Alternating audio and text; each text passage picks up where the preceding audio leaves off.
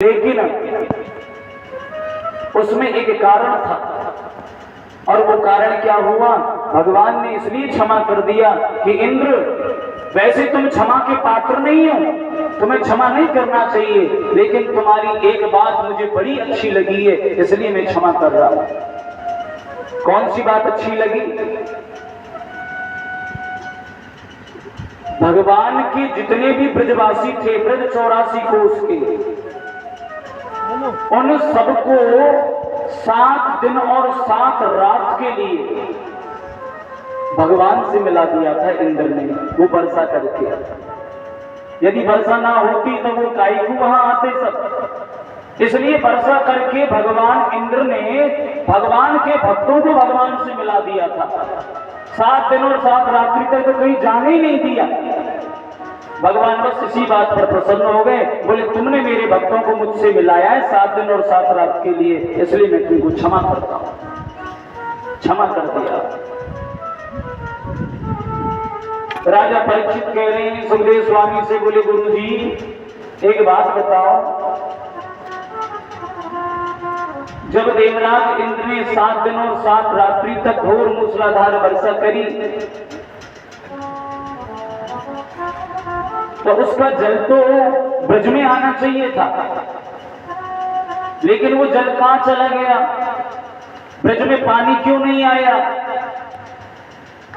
तो सुखदेव जी महाराज ने कहा, बोले राजा परीक्षित, देवराज इंद्र ने जो जल बरसाया वो आया तो ब्रज में था, लेकिन नीचे नहीं आने दिया। वो किसने नहीं आने दिया?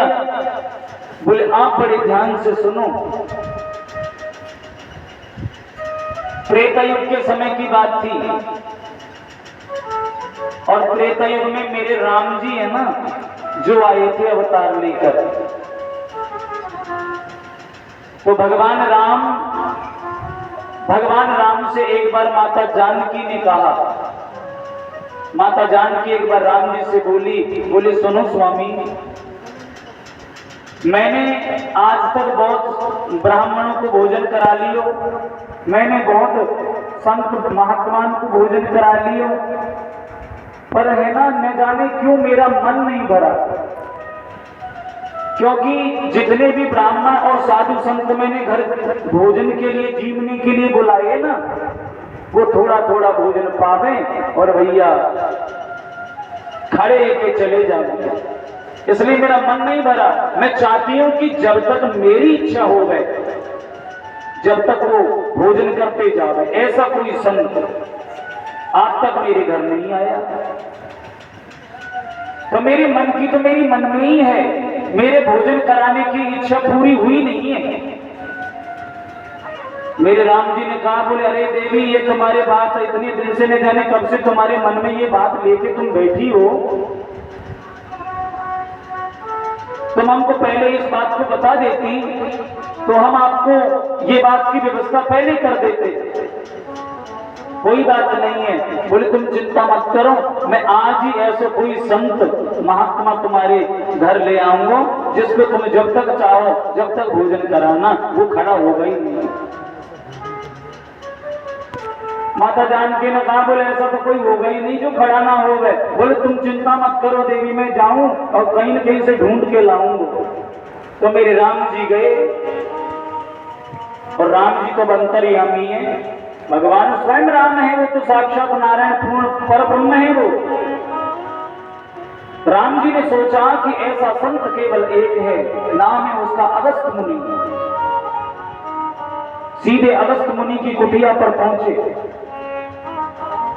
और अगस्त मुनि को जाकर राम जी ने प्रणाम किया, गुरुदेव मेरा प्रणाम स्वीकार।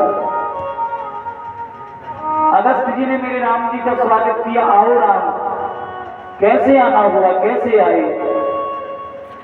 राम जी बोले, बोले गुरु जी, बोले आज को तुम्हारा निमंत्रण है हमारे घर से। देवी जानकी की बड़ी अभिलाषा है, वो ये चाहती है कि मेरे घर में कोई ऐसा साधु संत आवे जाकू मेरी इच्छा से मैं भोजन कराऊं, इसलिए आपका निमंत्रण है, आप घर पधारना।